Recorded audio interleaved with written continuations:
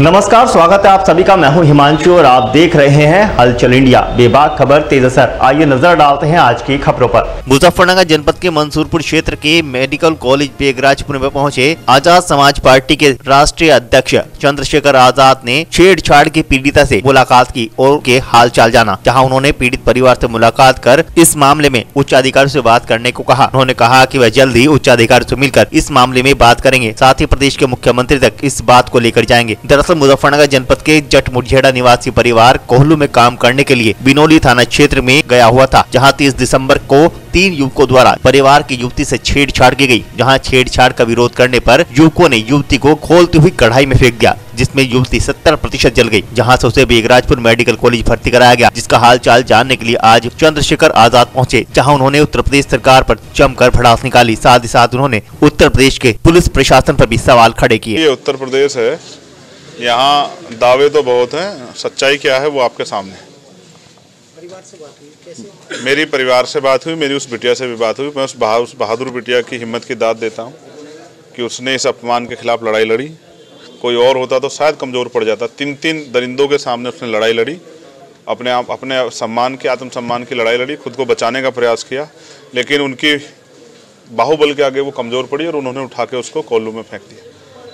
जब लोग इसको सुनेंगे तो उनको डर और दहशत का माहौल बनेगा कि उत्तर प्रदेश में तमाम तरह की कानून व्यवस्था की बात की। सच ये है कि मुजफ्फरनगर का एक परिवार जो बेरोजगारी के कारण, पढ़े लिखे बच्चे उनके परिवार में, अपने घर चलाने के लिए कोल्लू पे जाता है बागपत में, और कोल्लू मालिक 3 लोग उस बेटी को अकेला पाके उसके साथ अन्याय करने का प्रयास करते हैं। वो बहादुर बेटी अपनी लड़ाई लड़ती है आत्मसम्मान की, और जब उनके कब्जे में नहीं आती तो वो उसको उठा के जलते कोल्लू में फेंक देते। वो 60% ज़्यादा जल गई है, लेकिन वो बहादुर बेटी है और वो न्याय चाहती है।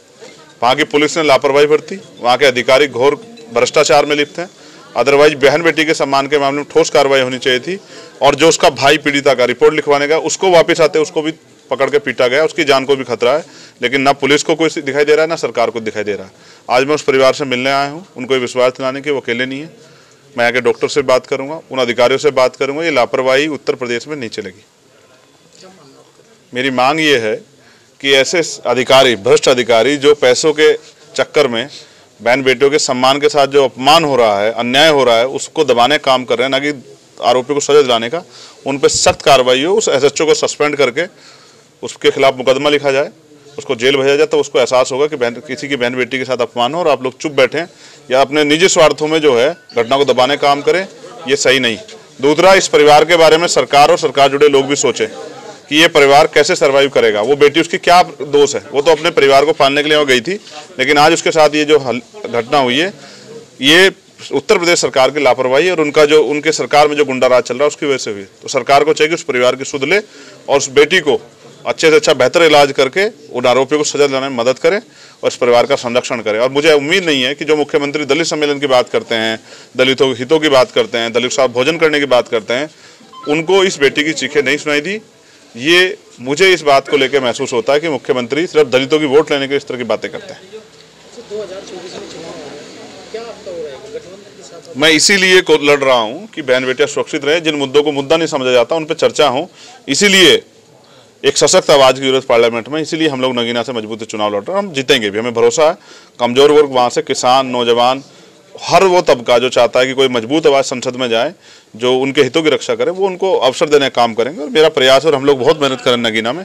लेकिन अभी मैं चाहता हूँ इस मामले में न्याय हो, इसलिए मैं वहाँ के अधिकारियों से बात करूँगा। और अभी मैं डॉक्टर से बात करने वाला हूँ कि अब उस बेटी कंडीशन कैसी है और बेहतर इलाज में किन चीज़ों की जरूरत है। जो कुछ होगी हम लोग उसके लिए काम करेंगे। तो आप गठबंधन के साथ रहेंगे? मैंने कहा कि आज मैं इतना दुखी हूँ सच में, क्योंकि एक बेटी की अस्मिता के साथ खिलवाड़ हुई है और सरकार और पुलिस प्रशासन मौन है। ये इस देश में दलितों की जिंदगी का सच है, इसकी मुझे पीड़ा है। पढ़े लिखे बच्चे बेरोजगार घूम रहे हैं, लेकिन सरकार को कोई सुध नहीं लेनी है। ये भाजपा का चाल चाहिए। इस वक्त हो चला है आपसे विदा लेने का। कल फिर होंगे हाजिर कुछ नई और ताजा खबरों के साथ। तब तक के लिए दीजिए हमें इजाजत। नमस्कार। देखते रहिए हलचल इंडिया। बेबाक खबर तेज असर।